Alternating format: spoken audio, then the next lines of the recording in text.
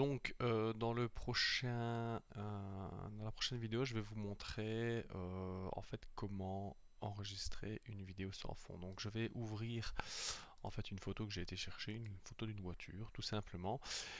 Et donc, je vais vous montrer comment enlever le fond et comment enregistrer dans un format qui permet de ne pas d'avoir le fond transparent. Donc, pour ce faire, vous allez simplement déjà sélectionner la voiture. Donc, on va aller très simple, on va utiliser l'outil sélection d'objets. Ok, donc je vais sélectionner la voiture, voilà, de cette manière-là. Ok, alors il n'a pas encore sélectionné. Je vais resélectionner la voiture, voilà, comme ça. Ok,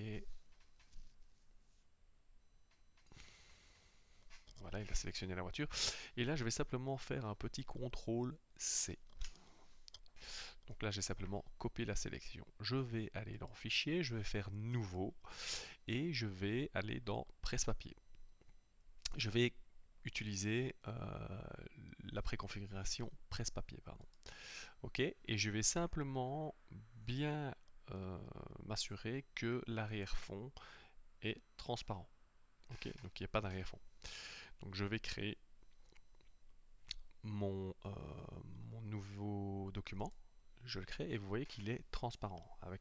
Quand vous avez des petits carrés comme ça l'un à côté de l'autre, il est transparent. Alors, je vais copier maintenant, je vais coller pardon, ce que j'avais copié tout à l'heure, donc en l'occurrence ma voiture. Je vais la coller et vous voyez que ma voiture prend en fait la totalité de l'espace de mon nouveau document. Donc en fait, le presse-papier, donc le document presse-papier qui est dans les préconfigurations, en fait, euh, fait sa dimension en fonction de mon dernier copié en fait. Donc de mon dernier CTRL C. Et là donc vous voyez que vous avez en fait la voiture qui prend parfaitement l'entièreté de mon document. Donc ça me permet en fait après de l'enregistrer en fait en PNG. Donc je vais l'exporter pardon en PNG. Et donc ça va me permettre d'obtenir en l'enregistrant en PNG d'obtenir la transparence. Donc je l'exporte en PNG. Il faut bien que ce soit ici que le petit onglet transparent soit coché. J'exporte. Donc je vais le mettre sur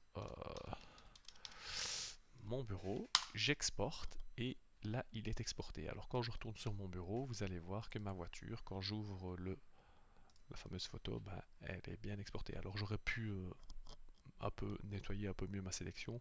Je vous avoue que j'ai été rapidos pour vous montrer, mais en gros, ça nous permet d'enregistrer des objets ou des photos sans arrière-fond, et donc ça permet, notamment dans le cas de logos, de détourer des logos et de les intégrer dans nos vidéos.